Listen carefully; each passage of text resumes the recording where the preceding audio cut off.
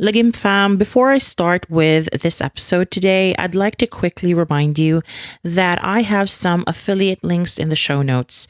You can use them to make purchases from different places like Shopee or Lazada. Please have a look at them and make sure you use them for your next purchase. As you know, Lagim Podcast is an independent podcast, and in order to keep it going, I need to generate a little bit of an income. I'd love to create content for as long as I could, but it can be difficult without some sort of sponsorship or affiliate income. So make sure you check those links out. Okay, now on to the show.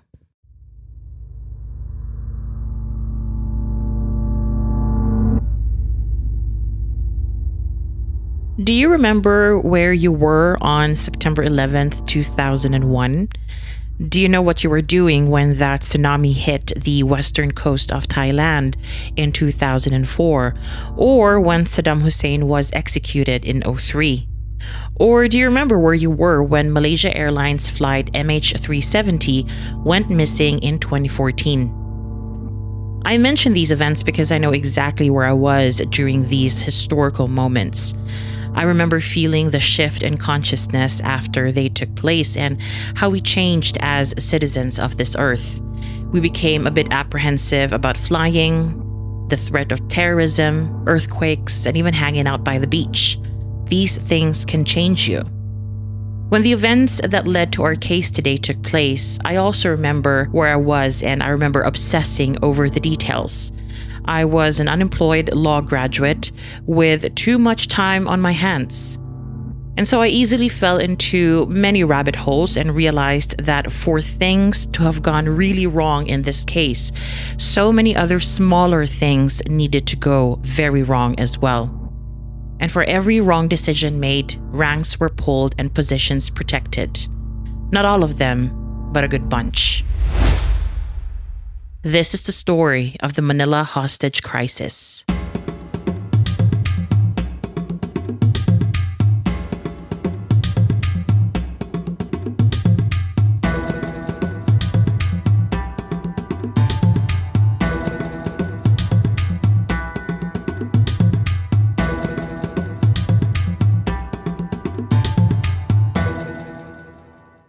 Mabuhay, my name is Christine Abrigana and you are listening to Lagim, a Filipino True Crime Podcast.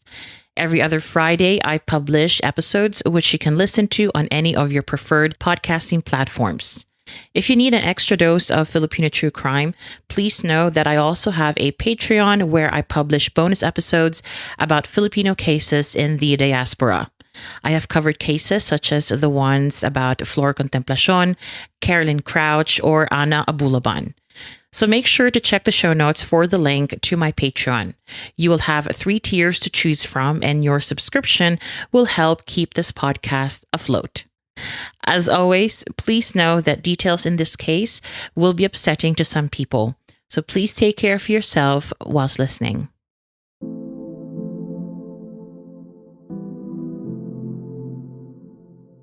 Rolando del Rosario Mendoza was born on the 10th of January 1955. Like many in his post-World War II generation, Rolando grew up hearing about the Vietnam War and witnessing the interventionist actions of the United States in the Philippines, making sure to quash any communist entities in Southeast Asia. In the Philippines, the great enemy then was the Communist Party, but also the Hukbalahap, a former communist guerrilla movement that initially fought the Japanese at the end of the Second World War. By the time Rolando was a teenager and a young adult, despite the Americans' fading physical influence on the archipelago, he and his contemporaries witnessed the rise of another threatening force, Ferdinand Marcos Sr. This likely influenced and informed his decision later to study criminology and train as a police officer. He became a patrolman in 1981, very much smack bang in the middle of the martial law era. But he was a hard-working police officer and was described as kind, amongst other things. He would go on to receive awards for his services and for bravery. It seemed to me that no matter who sat in Malacanang, his concern alone was to do his job properly. When the dictator and his family were nearing their ultimate downfall and exile from the Philippines, Rolando made his mark yet again by accosting a van full of crates that contained money. These crates were going to be smuggled out of the country by the Marcos family in 1986. But Rolando was not about to make that happen.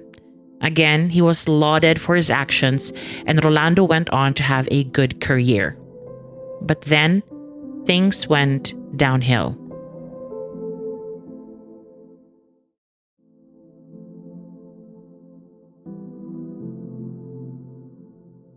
In 2008, a man named Christian Calao, who worked as a hotel chef at that time, accused Mendoza and other police officers of extortion, amongst other very serious offenses.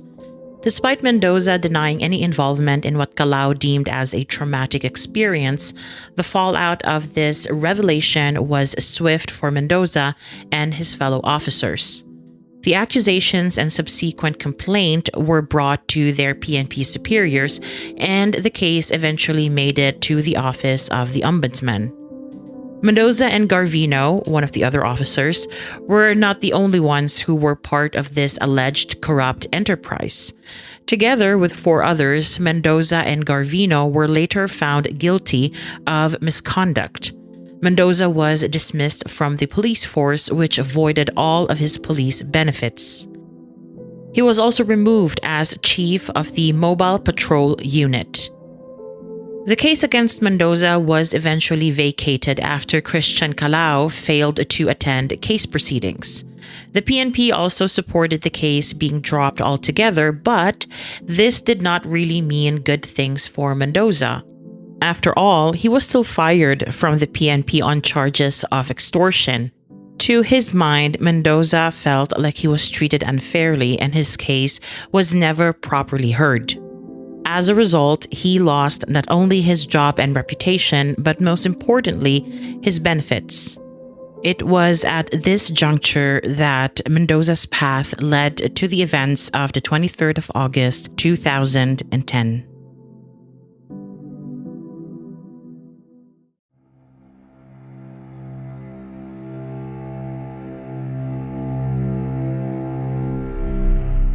The 23rd of August 2010 started like any usual day in the capital. It was a Monday, so the weekend lovers reluctantly put on their work uniform to start another work week. The weather was going to be mostly cloudy, but that did not bother a group of tourists who set out early to visit Fort Santiago, the colonial-era defense fortress built by Spanish colonist Miguel Lopez de Legazpi. These days, the fort that formerly housed prison dungeons and weapons, amongst other things, now is an important historical and tourist attraction. Before 10 in the morning, some 25 passengers aboard the Hong Tai travel bus headed to the fort to explore it and learn a little bit about colonial Manila. At around 10 in the morning, the passengers, mostly tourists from Hong Kong and Filipino tourist guides, were starting to board the bus to head over to the Manila Ocean Park. It was at this moment that the Filipino bus driver noticed that someone who did not belong to their group was making a beeline for the travel bus. It was disgraced Chief Senior Inspector Rolando Mendoza. He was in uniform and was also armed with an M16 and a handgun. He asked the driver Alberto Lubang if he could hitch a ride. Lubang was not too sure about this request and denied Mendoza the requested ride. Lubang thought that was it for this weird, brief encounter, but no. It was just the beginning. Mendoza ignored Lubang's denial and boarded the bus nevertheless. He then threatened the passengers, saying that they all needed to now follow his instructions. He declared them his hostages.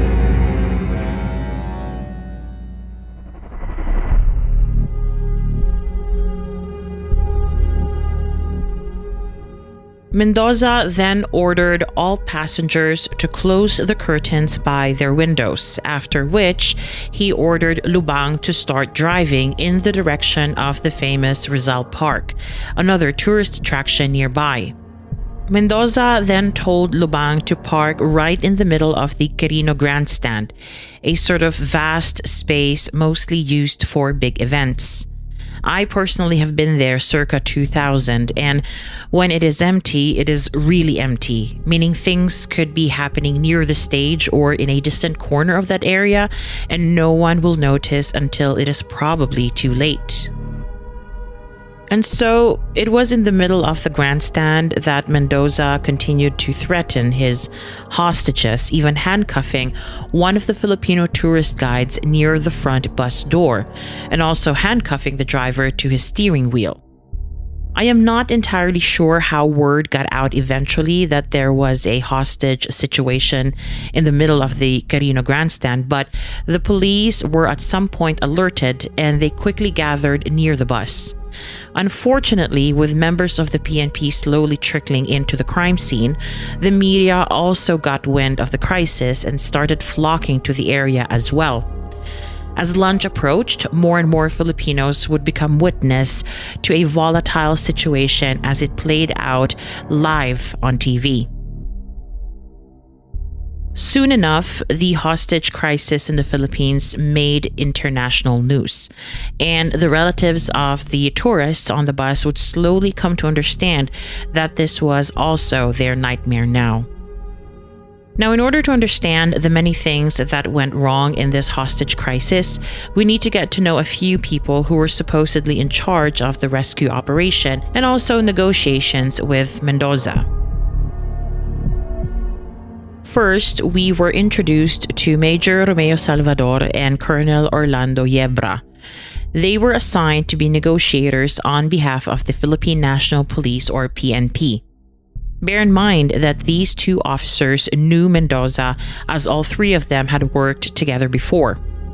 I suppose the logic of putting these two in charge of the negotiations was that trust, whatever that looked like in this situation, could be built quicker than if strangers were assigned to be negotiators. I see a drawback in this, however. Having ex-colleagues as negotiators can easily lead to the hostage taker taking advantage of that former relationship. He might know some personal information about the negotiators or any kind of information that he could leverage in this situation.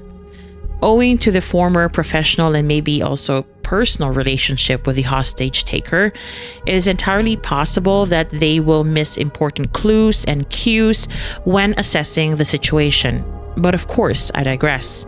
When the two negotiators approached the bus, Mendoza let them know that he had only one demand: reinstatement as a police officer within the Philippine National Police. He further told them that if this demand could be met, he would voluntarily surrender with handcuffs on. Now, remember when we were discussing the Christian Calao case? Mendoza claimed that he never got to really tell his side of the story. Almost 2 years later, Mendoza still maintained that he had not had a fair shot during the hearing of his disciplinary case, and he also claimed to be completely innocent. Since his dismissal, I am not sure if Mendoza was still eligible for further appeals, but suffice it to say, he never really got over his dismissal.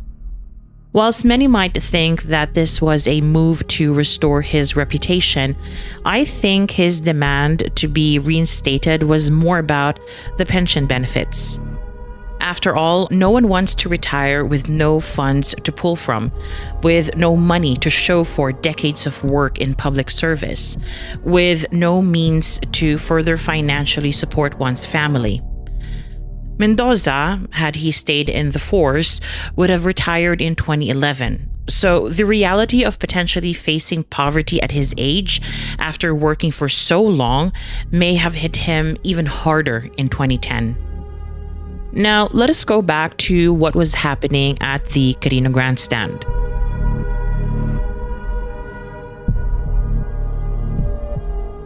Whilst hostage negotiations were ongoing, a group of police officers somewhere near the crime scene, but out of sight for Mendoza, were rehearsing for a possible rescue operation. This was my first bone to pick in this absolute disastrous hill of bones type of situation.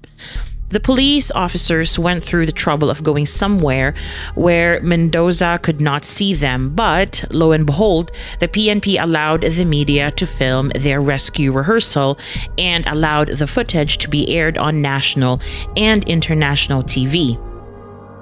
On the surface, this seems unproblematic, but little did they know that the hostage bus had a television set that was able to broadcast live news coverage of what was happening around the Carino Grandstand. I understand that it probably did not occur to the PNP that Mendoza would be watching TV, of all things. However, I would argue still that making the media privy to tactical aspects of the rescue mission was extremely reckless. Even without a TV set within the bus, information dissemination in 2010 was already at a point where access to breaking news was easy and quick for that matter. Mendoza could have easily received text messages or calls from relatives who were following the news coverage on TV. This argument, if I may say so, is not entirely far-fetched because at some point, Mendoza's brother did arrive at the Carino Grandstand, another pivotal moment in this precarious situation. But we will cross that bridge when we get there, so put a pin in that for now. So whilst the police officers were rehearsing their rescue mission, the police's Special Action Force, or SAF, arrived at the scene, following the orders of then-President Aquino. Remember from our SAF 44 episode 4 in season 2 that members of this Special Action Force are elite officers usually called in when the crimes in question involve terrorism, dissidents, extremist groups, or insurgents.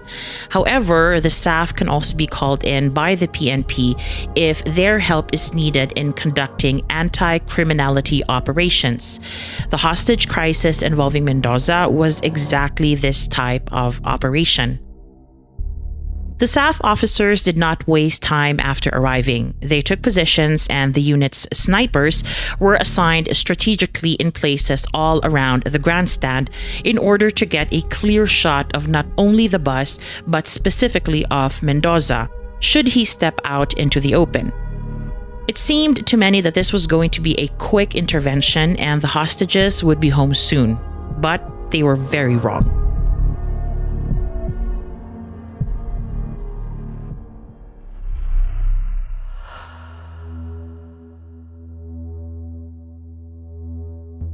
So, what of the demand that was made by Mendoza? It was all well and good to have the SAF and other police units around the bus, but who was talking about the one demand Mendoza made? As it turned out, current presidential candidate and then Manila Vice Mayor Isko Moreno Dumagoso personally headed over to the office of the Ombudsman to talk about Mendoza's demand. The fact that Dumagoso was on his way and was clearly making an effort to relay Mendoza's demand provided the negotiating team leverage. The two negotiators had been asking Mendoza at this point to release the hostages. Mendoza, perhaps feeling hopeful that something may come off Dumagoso's visit, agreed to release two hostages before 11:37 in the morning and another one just past noon. By 12:05, 4 more hostages were released, 3 of which had been children. TV reports at this point were scrounging for every little detail about the hostage situation, to the point that some of them reported mistakenly that there were Korean hostages in the bus. The Korean embassy had to make an official announcement explaining that as best as they knew back then, there were no Koreans on board Hong Tai Travel, and they were right. The negotiations went on, and by 2 o'clock in the afternoon, Mendoza released another hostage, this time an elderly man. But things turned sour afterwards. Remember the TV set inside the bus? Well, not only was Mendoza able to see what was happening outside the bus, but he was also getting a good dose of vilification, and this upset him. He did not like being portrayed as a villain. The media, however, found their angle and were milking it for what it was worth. The irony is that it was also the media who could turn this image around for Mendoza. So he demanded that someone from the press be sent to the bus. He wanted to give an interview to let the public know that he was misunderstood. Now, I do not think it will come to anybody's surprise that no one was allowed to go into the bus to interview Mendoza. The PNP knew that the risks were too high to begin with. Putting another member of the public at risk would have been very reckless. As the afternoon went on, Mendoza was still under the impression that his demand of having someone interview him was being discussed. However, his patience ran out, and he may have felt that his demands in general were not being addressed quickly enough or at all. It was at this point that Mendoza posted 2 pieces of paper onto the right side of the travel bus. They said, "Media now, 3 p.m. deadlock." This was an ultimatum, and every action by the PNP and also the media from that moment onwards would determine the outcome of this crisis. The negotiators were told by Mendoza that if they failed to meet his demands, he would start executing people in the bus. Remember that one Filipino tour guide was already handcuffed to the front door of the bus, and it was believed that this tour guide was essentially positioned there to become Mendoza's first victim.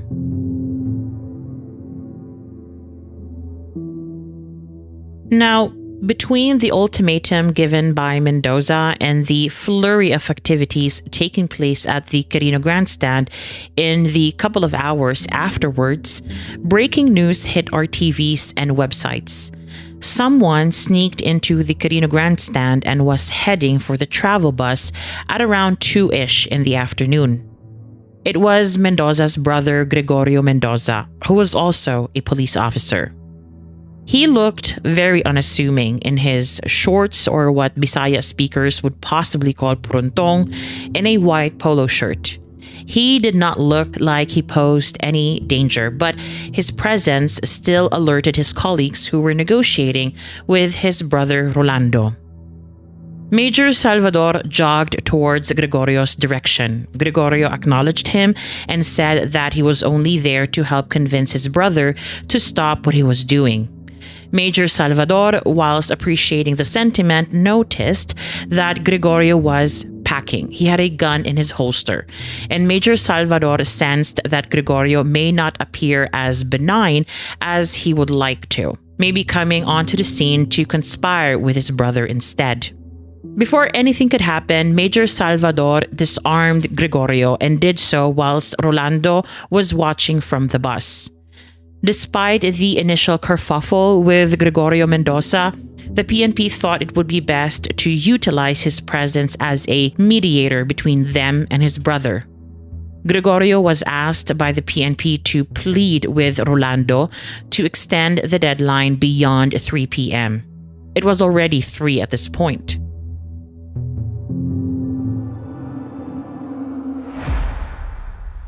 Muna ituloy yung 3 p.m. deadlock. Extension tayo. Hindi, wag muna, tol. Ipapaliwanag ko muna sa kanila yung sama ng loob natin pareho.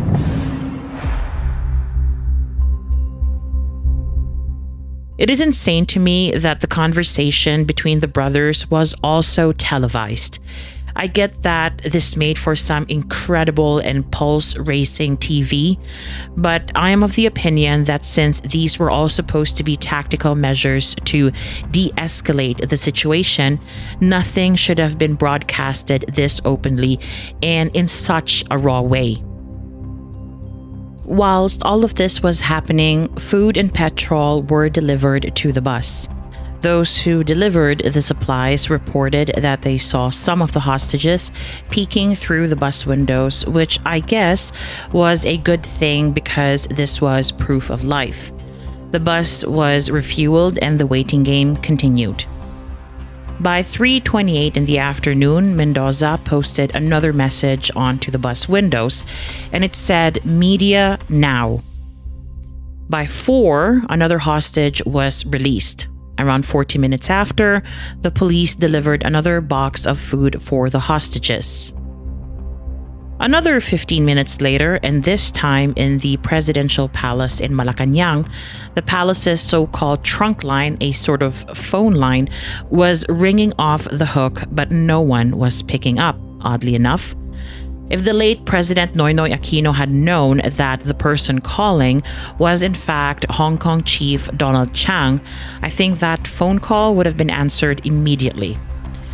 I will briefly say something about this later on, but now let's go back to the Carino Grandstand. Before 6 in the evening, Rolando Mendoza received a call from then Vice Mayor Dumagoso, who informed him that his case was being looked at. It seemed from this communication that the vice mayor gave Mendoza the impression that progress was taking place in favor of Rolando.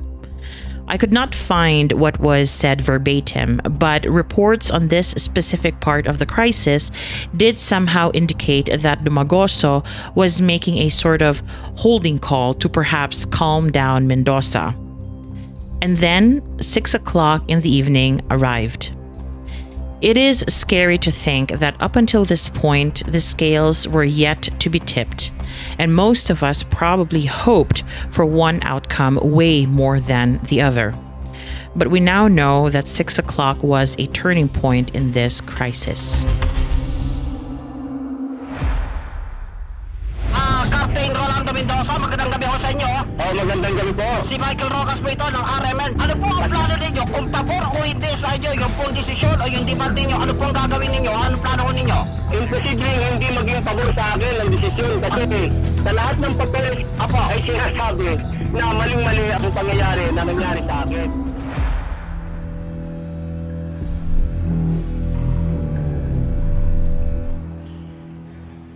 It is clear from that short soundbite that Mendoza would only accept one kind of decision from the ombudsman. As fate would have it, that decision would arrive sooner than anyone had expected. Around 6 still, Mendoza received a letter from the office of the ombudsman. His brother Gregorio and the negotiators made sure to hand it to him personally. I am not sure if they had actually seen the content of the letter, so as to perhaps brace themselves for Mendoza's reaction, but it is more likely they had not read it at all. Mendoza was ultimately informed by the office of the ombudsman that his case would be personally reviewed by the ombudsman himself. Rolando Mendoza, who I suppose was still on the phone with the radio anchor from RMN, made sure to read out the letter and convey his utter frustration and anger at this decision. Personally, I thought that the letter, as read out by Mendoza, was a nothing burger. It was a couple sentences long and did not really specify anything. It just had a vague promise of reviewing the case, a way to perhaps hold off Mendoza's plans for now. Whoever decided within the ombudsman's office that this letter was a good idea when dealing with a desperate being who felt obviously wronged and was on the brink of potential financial ruin clearly did not understand their job description that well, or could not read the room in which everyone just wished the nightmare to end with no casualties at all. Mendoza called the letter basura, as in trash. He said this was not what he needed. The letter, according to Mendoza, was worthless. It was at this point that Mendoza said that things were probably going to happen inside the bus from here on out. The negotiators stepped in, attempting to de-escalate yet again, even proposing a way forward, a solution to this problem they were all facing at that point. Colonel Yebra proposed that he would talk to his superiors and ask them to issue an order to effectively suspend the implementation of the penalty from Mendoza's disciplinary outcome. Lo and behold, Mendoza accepted this proposal. Before Yebra could leave and report back to his superiors, Rolando Mendoza asked him if he had already given his brother Gregorio his gun back. For some reason, Yebra said yes, even though this was a lie. Remember this because it will become significant later. So, Yebra brought this proposal to his superiors as promised. His next superiors were both General Magtibay and then Manila Mayor Alfredo Lim. It is my understanding that Magtibay was in favor of granting the order as proposed by Salvador. However, this was not approved by then Manila Mayor Alfredo Lim. I know what you're thinking. Why on earth was Lim's approval needed? Or a better question is, why was Lim considered a superior of a PNP colonel? So, quick sidebar here and a little bit of an explainer. Section 51B1 of Republic Act No. 6975 states the following, quote, "The city and municipal mayors shall exercise operational supervision and control over PNP units in their respective jurisdiction, except during the 30-day period immediately preceding and the 30 days following any national, local, and barangay elections. During the said period, the local police forces shall be under the supervision and control of the Commission on Elections, or COMELEC. The term operational supervision and control shall mean the power to direct, superintend, oversee, and inspect the police units and forces. It shall include the power to employ and deploy units or elements of the PNP through the station commander to ensure public safety and effective maintenance of peace and order within the locality." End of quote. If you're wondering what the rationale of such a provision is, then that makes two of us. As a former lawyer here in England who did not particularly love public and administrative law in law school, I still remember the basics of police organizational structures in England or the UK in general.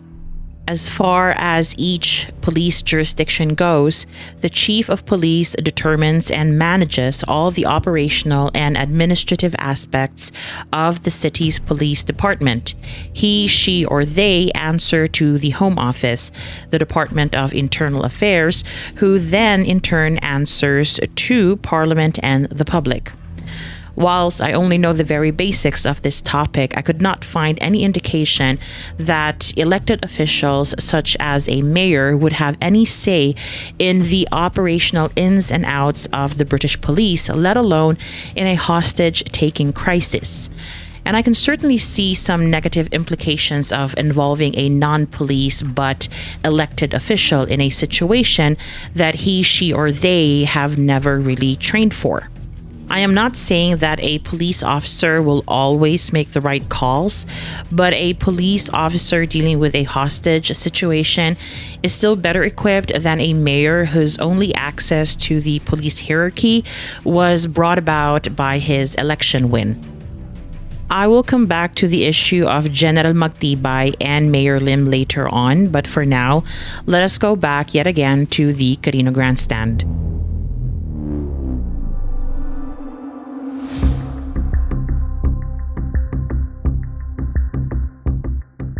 So, Magtibay and Lim were disagreeing about Yebra's proposal, but they decided to discuss things further in a restaurant over dinner.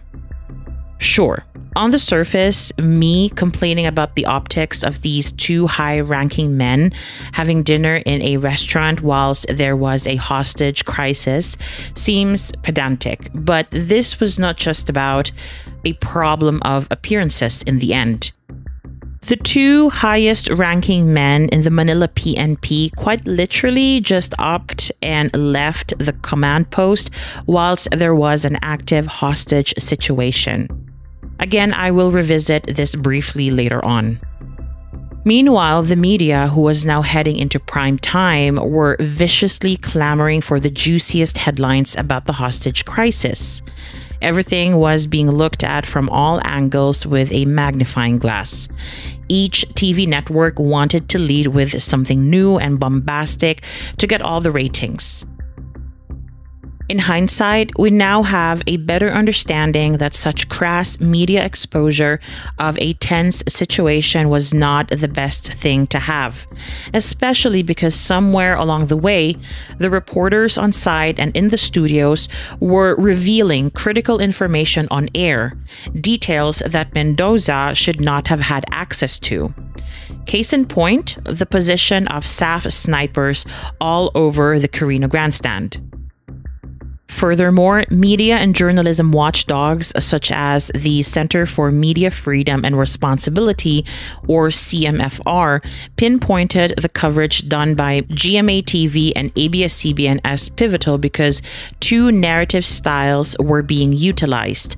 GMA-TV was covering the crisis like an action movie, whilst ABS-CBN provided the audience with a more melodramatic side of the story by interviewing Rolando's parents, relatives, and neighbors, just to name a few.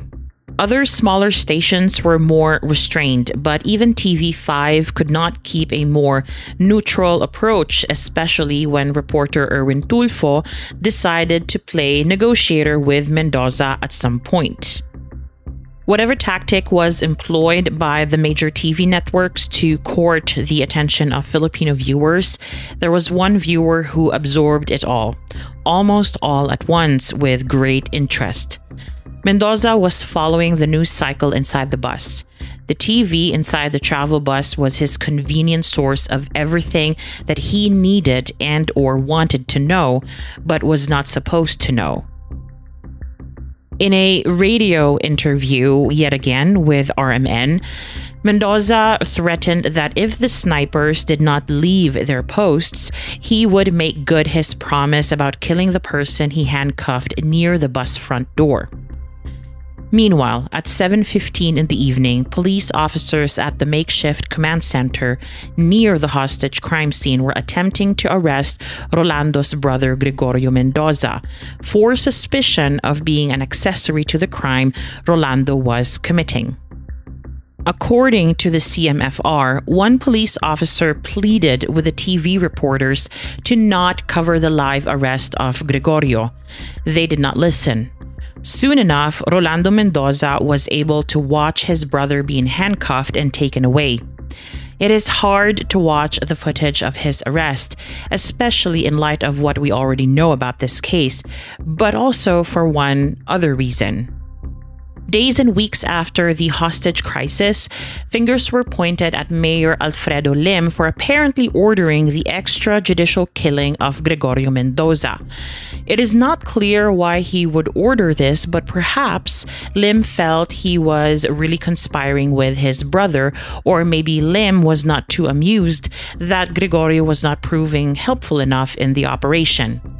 Gregorio apparently resisted so much against the arrest because he was in fear of his life, something that perhaps Rolando knew or felt as well. In any case, despite the pleas of this one police officer to not have Gregorio's arrest filmed and broadcasted live on national TV, the TV networks could not care less. Rolando, who saw all of this unfolding, told the RMN radio anchor that if the PNP took his brother away, he would start shooting at his hostages. Now, this next bit is a little unclear from what I have read about in this case, but it seems like during the same radio interview, or perhaps a separate one, Rolando revealed that he knew Yebra had lied to him about having returned his brother's gun to Gregorio. At least one YouTuber maintains that Gregorio was somehow able to communicate this detail to Rolando, but I could not find confirmation about this. The only thing I could find was a snippet of the radio interview in the same YouTuber's video, which shows that Rolando had definitely lost trust in Yebra. Rolando kept screaming down into his phone and into this radio interview, insisting that Gregorio was innocent and that he was being treated like a pig as he was being dragged into a patrol car.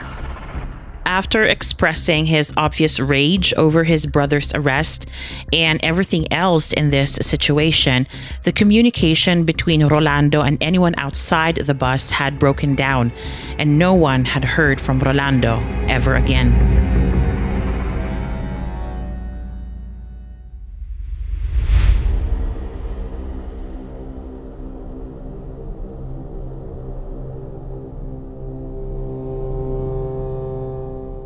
By 7:21, 2 shots followed by a few more were heard from the bus. SAF snipers then started shooting at the bus's wheels to immobilize it. 9 minutes later, the bus driver Alberto Lubang managed to escape through his window, after which he ran straight to the mobile command center, shouting that all hostages had been killed. All of this was caught on camera. Now just imagine seeing this on live TV, hearing about this arguably unverified information from Lubang and thinking, that's it. My loved one in that bus is dead and there's nothing I can do about it. At this point, people were working under the same presumption that indeed everyone was dead. Pretty much after the driver ran for dear life towards the police officers at the makeshift command center, the Special Action Forces, or SAF, were ready and standing by for orders to raid the bus, obviously, and apprehend Mendoza. However, for some reason, this did not happen. Ground Commander General Magtibay ordered the SAF to stand down and ordered the Manila SWAT team instead to raid the travel bus at the Quirino Grandstand. Despite the word SWAT probably conjuring images of strappy men and women in tactical gear and intense training, raiding difficult situations like we see in the movies, the SWAT team was ill-equipped and was not even informed beforehand that they would be involved at all with what was happening at the Quirino Grandstand. Everybody knew that the SAF were more suitable for the job, but for some reason, the SWAT team swooped in. At 7:37 p.m., members of the Manila SWAT team approached the travel bus. The scene unfolded in real time for Filipinos who were glued to their TVs. The first thing I noticed was how unsure this SWAT team appeared, with some of them stumbling over each other and with some of them looking utterly terrified. In any case, their first attempt to get to Mendoza was to break the glass windows to the side of the bus using a sledgehammer. Then at 7:39, 3 shots were heard from inside or around the bus again. A minute later, 2 loud gunshots were heard yet again, and it sounded like the bullets hit the outside of the bus, leading the people to believe they were from the SWAT team. The plan applied by the SWAT team was to basically stick to the rehearsed rescue plan by the Manila PNP from earlier that day. They noticed, however, that their plan was not easily applicable. The first hurdle was that the windows were sturdier than originally thought. They did not break easily. Their next action plan was to break the front bus door to gain entry and access to Mendoza. Again, the SWAT team struggled. And this whole time, yes, you guessed it, the cameras were rolling and Mendoza could see every move by the SWAT team. Mendoza was like a trapped animal at this point. He most probably knew that this confrontation with the SWAT team could only end in 2 ways. So he fought and started shooting at them. The SWAT team, having been shot at, now regrouped and tried something different in order to gain access to the bus. They now used a heavy rope and tied the bus door to a police mobile car, hoping that the sheer force of movement plus pressure would pry open said bus doors. But the rope snapped. A few more things were tried, and every time the SWAT team failed, the situation got worse. At some point, the SWAT team started accepting suggestions from the media, of all places. I do not understand the logic or the rationale when they could have easily prevented further delay by utilizing either the staff on standby or call in some military friends if they wanted to. One plan, for example, was to use the other bus door, the emergency one, in order to finally gain entry into the bus. The SWAT team got to work. As soon as a couple of policemen managed to enter the rear part of the bus, Mendoza spotted them and opened fire. The police officers backed out immediately. They were running out of time and out of ideas. And then something shifted at the command center.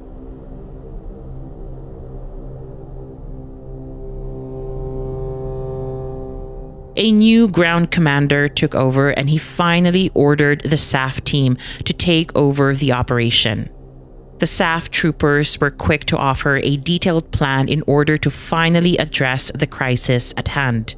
The plan was to make sure that they forced Mendoza to the front of the bus and into the open, making him visible for the snipers around the Carino grandstand. Around 8:20 p.m., tear gas canisters were thrown into the rear part of the bus.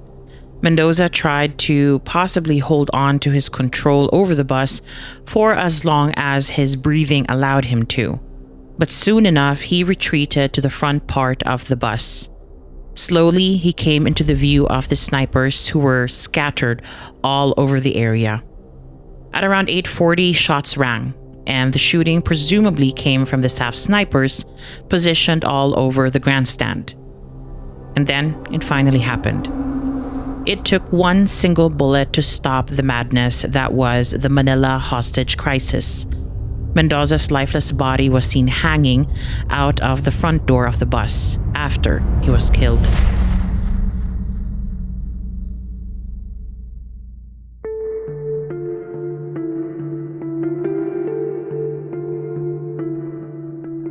Emergency services immediately approached the bus to see if anybody needed urgent care. Another couple of minutes passed by and several hostages were seen walking out of the bus. Others needed to be carried out. The shock of finding 8 dead bodies was as palpable as the shock from seeing that there were survivors. Indeed, the nightmare was over for some, but for those whose family members were killed by Mendoza, a different kind of hell was just starting.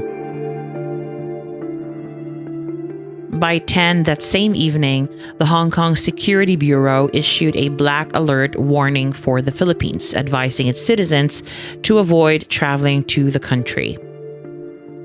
All eyes were now on President Aquino. He gave a press conference the very next day and declared the 25th of August 2010 as a day of national mourning. This was all well and good. The Chinese government probably thought, but China demanded that the handling of the crisis by the police must be investigated.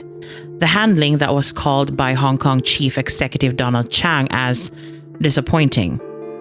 The fallout within the PNP ranks was also expedient. Magtibay volunteered to go on leave, and 4 team leaders of the Manila SWAT team were relieved of their posts. Even though these updates from within the police force showed that they may have been willing to hold their own people accountable, the world was not ready to just yet forgive and forget.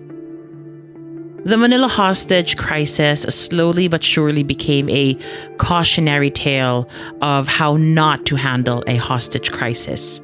This case has quite literally become a part of curricula all over the world in classes that focus on hostage crisis management, criminal law, police actions, diplomacy, international relations, and media responsibility, just to name a few. I have hinted at things that may have contributed to the poor result of the management of this crisis all throughout the episode, and I want to end this episode by looking at them again as a whole to really understand how deeply problematic it can be when police agencies do not have adequate training, when high-ranking officers cannot agree on things that need urgent consensus, when illogical decisions are made, and when the media acts like ravenous animals, incapable of thinking for the greater good. In any case, an entity called the Incident Investigation and Review Committee was tasked to investigate what had gone wrong at the Carino Grandstand, and the following findings were made. Firstly, despite the existence of a so-called Crisis Management Committee within the Manila Police Agency, this was not activated in accordance with their manual. Secondly, the committee felt that during their review, they did not sense that there ever was any proper appreciation of the demand made by Mendoza. In simple terms, they never took him seriously until they did, and they had to. Thirdly, it was inappropriate and reckless to give the ombudsman's letter to Mendoza, as this caused the breakdown of negotiations. No one had the foresight to realize that this was in fact a very bad move. Fourthly, the committee found that numerous acts, omissions, and reactions of the authorities involved greatly and negatively affected the resolution of the crisis. This is a bit vague and can mean just about everything, but it was specifically pointed out here that the basics of hostage crisis management were not done, such as putting together a profile of the hostage taker. As the committee put it, the 4 C's were absent: command, control, coordination, and communication. Fifthly, the arrest of Gregorio Mendoza was deemed a mistake with wide-reaching repercussions.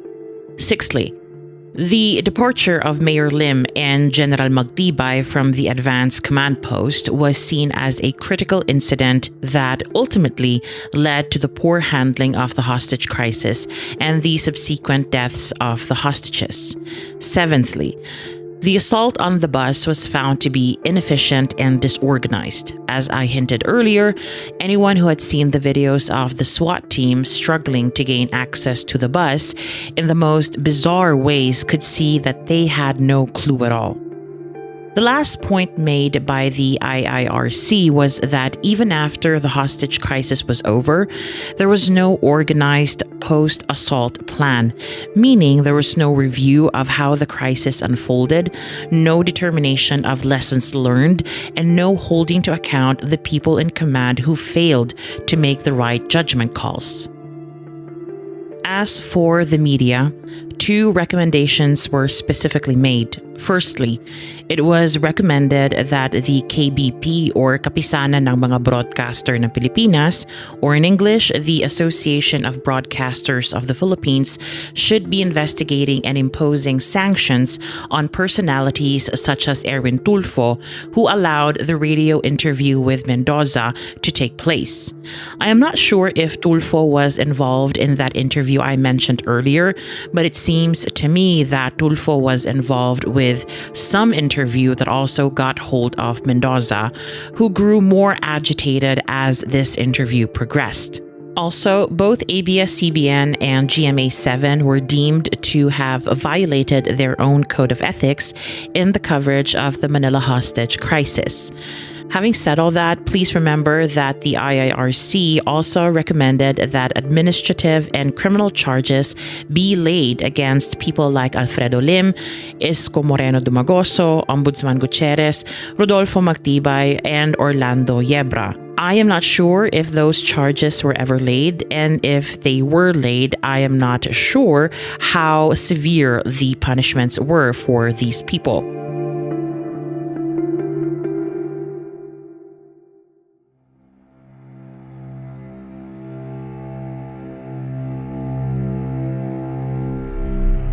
Meanwhile, the tourism industry suffered pretty much immediately after the Manila hostage crisis. The diplomatic relationship between China and the Philippines deteriorated, bearing in mind that it was not great to begin with. And lastly, anti-Filipino sentiment was running high in Hong Kong and China, with domestic workers feeling most of the hate.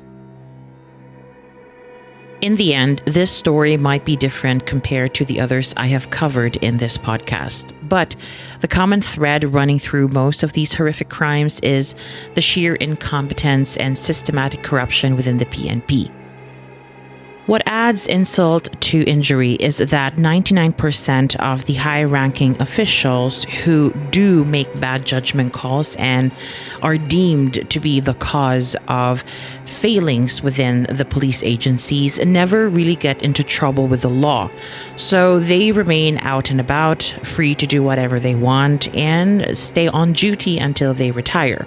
Of course, until the next hostage crisis, until the next massacre, and until the next diplomatic fallout.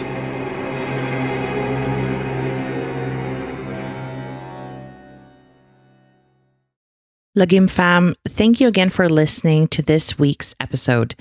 Please make sure to check the show notes for links to our social media and the ways you can support us, like joining our Patreon, making a one-off donation on buymecoffee.com, or using the affiliate links for Shopee or Lazada. Please do not forget to also rate and review us on Apple Podcasts and Spotify. Thanks so much for sticking around, and also thank you for your support.